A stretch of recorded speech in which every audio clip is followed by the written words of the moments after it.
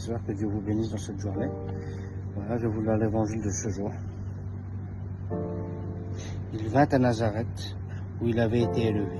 Selon son habitude, il entra dans la synagogue le jour du sabbat, et il se leva pour faire la lecture. On lui remit le livre du prophète Isaïe. Il ouvrit le livre et trouva le passage où il est écrit: L'Esprit du Seigneur est sur moi, parce que le Seigneur m'a consacré par l'onction. Il m'a envoyé porter la bonne nouvelle aux pauvres, annoncer aux captifs leur libération, et aux aveugles qu'ils retrouveront la vue, remettre en liberté les opprimés, annoncer l'année favorable accordée par le Seigneur. Jésus referma le livre et le rendit aux servants et s'assit. Tous dans la synagogue avaient les yeux fixés sur lui. Alors il se mit à leur dire: Aujourd'hui s'accomplit ce passage de l'Écriture que vous venez d'entendre. Tous lui rendaient témoignage et s'étonnaient de ses paroles, de grâce que sortait de sa bouche. Il se disait: N'est-ce pas là le fils de Joseph? Mais il leur dit: Sûrement vous allez citer le dicton: Médecin, guéris-toi toi-même, et me dire: Nous avons appris tout ce qui s'est passé à Capharnaüm. Fais donc de même ici, dans ton lieu d'origine. Puis il ajouta: Amen, je vous le dis, aucun prophète ne trouve d'accueil favorable dans son pays. En vérité, je vous le dis, au temps du prophète Élie, lorsque pendant 3 ans et demi le ciel retint la pluie, et qu'une grande famine se produisit sur toute la terre, il y avait beaucoup de veuves en Israël. Pourtant Élie ne fut envoyé vers aucune d'entre elles, mais bien dans la ville de Sérapta, au pays de Sidon, chez une veuve étrangère. Au temps du prophète Élisée, il y avait beaucoup de lépreux en Israël, et aucune d'entre eux n'a été purifiée, mais bien Naaman, le Syrien. À ces mots, dans la synagogue, tous devinrent furieux.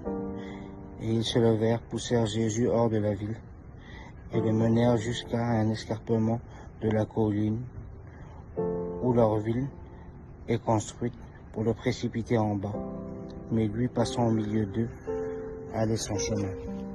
Amen, Seigneur, merci pour ta parole qui est vérité, Seigneur. Alors voilà, frères et sœurs, aujourd'hui nous voyons dans cette parole, comme parfois il peut être dur d'être chrétien, d'être catholique dans sa famille, dans son entourage très proche, dans son lieu d'origine comme Jésus. Nous pouvons voir aussi ces combats que nous pouvons avoir contre ces gens. Car vous savez, le chrétien qui change est le chrétien qui fait peur aux gens. Car sortir les gens de leur zone de confort, vous savez, quand on se trouve dans un petit confort, et qu'on commence à proclamer que le Seigneur Jésus est vivant et ressuscité, qu'il peut faire des merveilles, que vous savez qu'on peut changer du tout au tout, eh ben ça peut étonner des gens. Et surtout ceux qui nous ont côtoyés le plus souvent. Même des personnes qu'on a grandies, des fois parfois même dans son propre foyer. Car le changement peut faire peur, mais vous savez, c'est le Seigneur qui nous fait changer. Nous ne changeons pas par hasard, nous ne changeons pas parce que du jour au lendemain nous avons décidé de changer, c'est Jésus lui-même qui nous a changés. Il est écrit dans sa parole: au moment favorable, c'est que je t'ai exaucé. Le Seigneur, à ce moment favorable-là, nous a exaucés et nous a changés. Nous n'avons plus la même vision des choses. Nous voyons la vie différemment, nous voyons la vie par le Christ. Nous prenons compte de nos péchés, nous nous rendons compte de ce que nous faisons de mal. Et c'est là que le chrétien change, et c'est là que la plupart du temps que les gens ne veulent pas sortir. Ils font peur.